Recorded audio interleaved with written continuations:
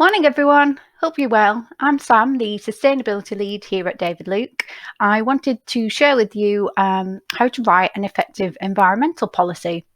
Could also be known as a sustainability policy, and possibly something you may have been asked for from schools or for a tender. So let's go. So, what is it? It's a statement of intent for your business which outlines business aims and principles in relation to managing the environmental effects of your operations.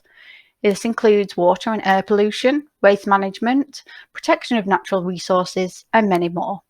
It's a continual improvement policy which is reviewed and updated each year and fully supported by the managing director or owner. So, why do you need one?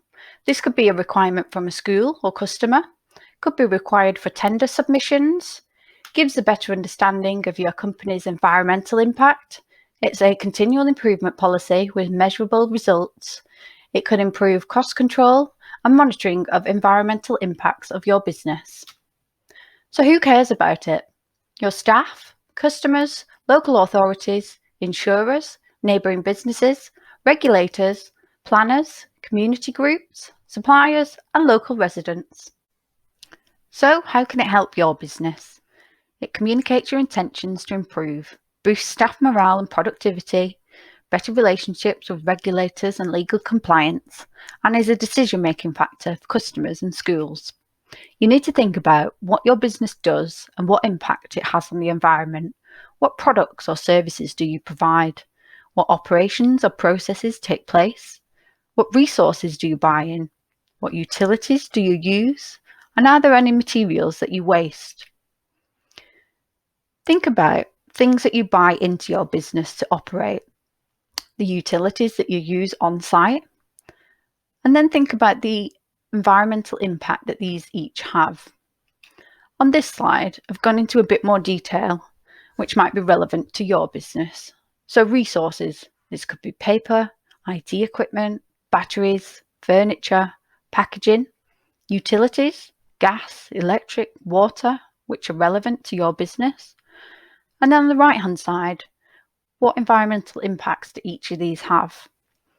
On the waste section, think about the resources that you buy in might then be wasted at the end of use, i.e. empty bottles from cleaning products, old IT equipment, ink cartridges, packaging.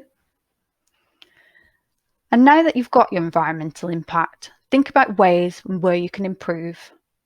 What resources are wasted? What are the environmental impacts of your business? What areas are significant to you? And what are the actions that you can take? So when writing the policy, make sure you include environmental policy statement at the top. Also include your logo or branding, an introduction of what your company does and who you are. Acknowledge that the business impacts on the environment, the actions you want to take, your commitment to communicate the policy, commitment to review it, and then it's signed by the MD or owner. And don't forget, make sure it's dated and kept up to date, and it's only on one side of A4.